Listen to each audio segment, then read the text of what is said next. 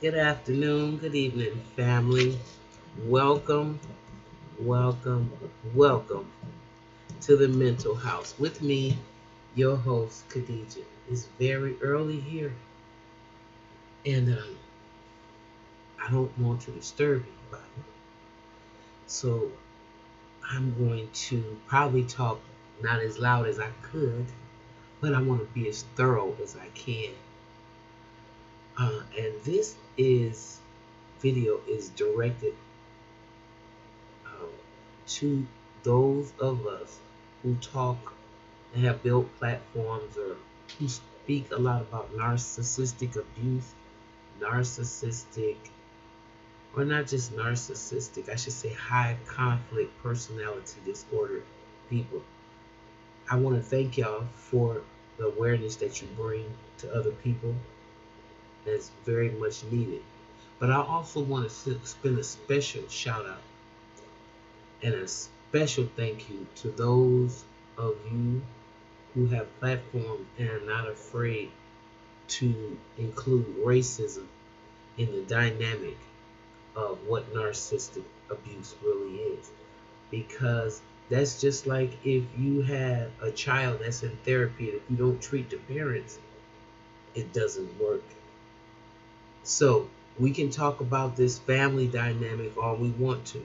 And we have to heal. It's imperative that we heal one person at a time. But if we don't talk about the elephant in the room, I think it's very disingenuous. I think it's very gaslighting. And for those of us who have already been a victim of gaslighting, it would seem that we would be very uh, empathetic around that situation. Now, I know a lot of us aren't, and I want to thank my dad right now for this because, you know, I think he had a lot to do with the empathy that I feel for the human family. I remember being, at an early age, there was always buzzing and stuff going on around my house. But I remember that he would always expose me to pictures like King Leopold and the devastation over in Africa that, he did, and also the people who would be in these holes. I know it sounds crazy, but whew, and just getting back thinking about it, it's kind of trauma. It's kind of traumatic. He would show me these pictures, and I don't know if it's good or bad, but it was man's inhumanity to man. That's really what it boils down to. There would be all these little Jewish kids my age, and they would starve basically, and their parents were starved, and they burned them, I guess, and put them in these gas chambers. So whatever they did to them, afterwards they were all in these big holes. And I would always question him, but why would somebody do this to somebody, and why didn't anybody stop them? And he would always say to me, "Well, daughter, that's what happens sometimes when people, forget to when they don't love each other or something." He would say, "I just will be fixated on the brutality and the trauma that we could do to one another." As I got older and flash forward, those pictures began to reflect my reality more and more and more. Not only just with King Leopold, but seeing Dr. King get killed and Malcolm, it, all that stuff shaped my world. It shaped my existence. It shaped my way of thinking. So when you have black people that don't want to talk about their experiences, and then you have a white therapist or a black person saying, "Well, you need to open up, you need to open up." Some of these people have experienced the kind of trauma the slaves or the great great grandmothers, may not have even they can't even open their mouths to even repeat the trauma that happened to them. Whether, from the sexual abuse to, and it's ongoing. Okay. So when you add and pencil all of those dynamics in, you understand why black people kind of don't want to go to therapy. I just have to keep it real. But what we need to have is more and more support groups where black people are not only talking about the trauma that is going on in our families, but we got to deal with all this pain that we carrying around in our cellular memory. Because whether the outer, really the outer community is starting to just be aware. Africans always knew that there was intelligence in the blood. That's why you would go to the witch doctor. He would cut you and he would go into your blood, put the blood in there, and he do whatever he needed to do. It would tell you things. Now, they dismissed all of that type of knowledge that we had, and they considered it voodoo. So if you believe that construct instead of believing where you were the first, your ancestors were the first ones on the planet, and everything comes from what you knew, then you would be at one with when you go to the doctor and you see them giving you a blood test. You would know that this is not a science that their wisdom created, or they were so special that they found out that this is the way. No, the blueprint was already written by your ancestors. So knowledge is very powerful. So you can break the construct of what white supremacy is, because if you got a therapist and they're not even that sensitive to those little things like that, can you imagine? Or even a black therapist, because it's not about the color. It's about the person that's sensitive to the construct of the mind fuckery that slavery, Jim Crow, Reconstruction, civil rights, all that has done to your psyche. And the only person I know that was versed in that, knew that, was Dr. Frances Cress. And our dear sister, rest in power, she's not here no more. So I believe that the therapy in the future either is going to have to talk and have to confront the dynamic of miseducation. You're going to have to understand you have to really understand the poison that has been injected into a white child going through the education system, where he has been taught lies that make him superior and someone else inferior. But remember, Jane Elliott said if the school system didn't promote that, if it didn't embed that in the people of it, then the education system would have failed. And as we see, you start doing the research on how the educational system was created, who created it. Like I said, I got videos about that.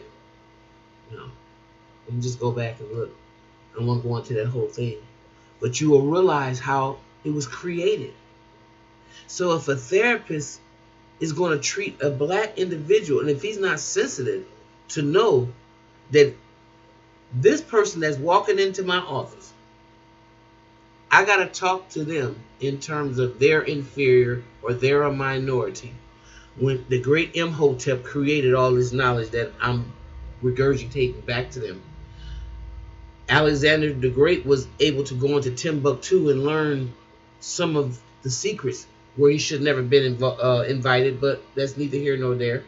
But when they were taught alchemy, they were taught it by the Africans. So, but what happens is, when you take that knowledge and you corrupt it, and then you present it, you take the information, you plagiarize it, and represent it back to the people as your truth and as your superiority, and you have built a whole system on that, and you are dealing with people's minds and you don't even know that, then how can you tell somebody that the only problem that they're having is their narcissistic parent? No, because you can give them all the money, all the accolades, and they're still going to be alone in their hearts, and a pain in their cell memory. that they can't get over it. You know why? Because you won't talk about it. Because there's this big elephant in the room and you want me to ignore it. You want to gaslight me. And that type of therapy, I think, it's not acceptable. You know, a lot of y'all that are out here teaching and saying things, y'all don't understand that. You don't even understand history enough to know that, we gave everything to the world. We gave literature to the world. We gave science, mathematics, and all these things to the world. So then race is not real. Black and people and white people, we got along. Y'all used to come and beg to study at our feet to create this world that you now call the Americas.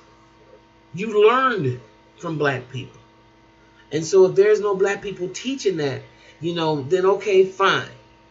If there's a white therapist that doesn't even want to deal with that, okay, fine. Well, then you are probably pretty much just watering white supremacy. And not only does the person have to deal with the narcissistic abuse of their immediate family, they have to walk out and deal with the society at large that's dealing with the big mama narcissist. No, I would have to say America's the big borderline, because America gets irrational when you go into rage when you want to defend the oppression, yourself against oppression. Then they go into a borderline rage. That means it's okay for the police to shoot you down and not be penalized. I mean, you cannot have a country that's surviving off of the death of black and brown bodies. There is nothing. You can't sustain a society like that. So, in my mind, it only telling me that they must be trying to get rid of you. But I don't think you can kill God. And I know that 9/10 of the world population is black and brown people. So they may just have a certain feeling about American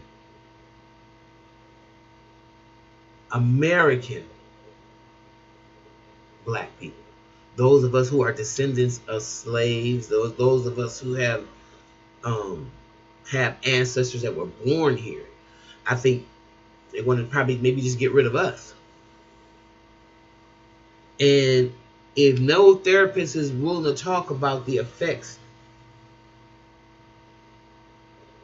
and if you're not willing to watch a movie like Black Like Me, or the movie that Harry Belafonte and John Travolta did that they didn't even let stay at the movie theater because white people were so appalled. I can't even think of the movie right now.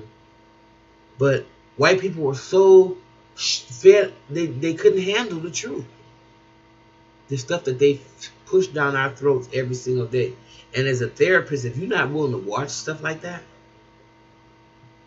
you really shouldn't even be trying to teach your own people either, unless you're trying to uphold white supremacy. It's just that simple. Now, I don't think as a system we can break anything down. I think only healing one person at a time, can you change things? I think Michael Jackson said it best when he said, starting with the man in the mirror. However, with that being said, shout out to Saida Garrett. However, with that being said, we have to start thinking a different approach to mental health. And although we know, I'm speaking to you black people right now, that this is the construct of white folk. They've used us for guinea pigs. We know that they social engineered a certain behavior from us. They have exploited us. And they continue to. This is not a thing of the past. They continue to do this. We continue to be exploited. And we continue to exploit ourselves.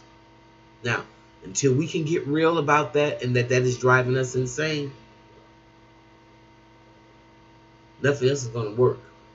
Nothing is going to work. Nothing else matters, in my opinion.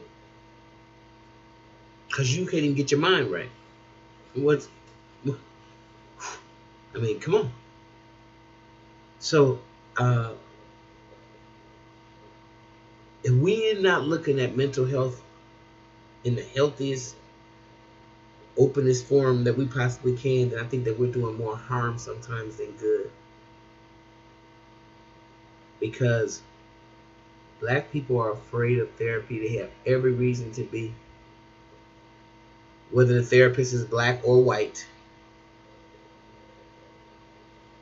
And when you know that because the person, you have been used as a guinea pig, unless you have that experience for you and your people for not just 1 year, 10 years, hundreds of years, and it's kind of hard for you to go against cellular memory with just your mouth saying, oh, well, they're not doing that. No. They've stepped it up. Actually, they're organ harvesting. So you have to be real careful and real mindful how you deal with African Americans and the mindset and based off of the trauma that this government has put on us. So that's why I said black people are not healthy. We are not healthy. I'll be the first one to admit it. So we not only got the craziness in our families and the religious and all that crazy stuff, then we got this crazy stuff that the society wants to gaslight us into dealing with. And for that, y'all, we have to really wrap ourselves around these groups, whether they're forums online or, in our communities. We have to link up and deal with our very sensitive issue, because there's nobody and no other group of people that have been traumatized like we have. I don't care what they say, I don't care where they come from, because once you start identifying people by color, we lost. Because they can be from Belgium, they can be from anywhere, Italy, Germany, and they could come over on a boat as an immigrant, and they want to compare that to your experience, but it's not the same. Because the minute you can identify me by color, it doesn't matter. You see me as a descendant of a slave. You see me as a person to discriminate against. You see me as a person that you are better than, or you see me as a person that's going to do whatever. You see me in a negative light. That's propaganda built up by this United States government to keep black and brown bodies subjected to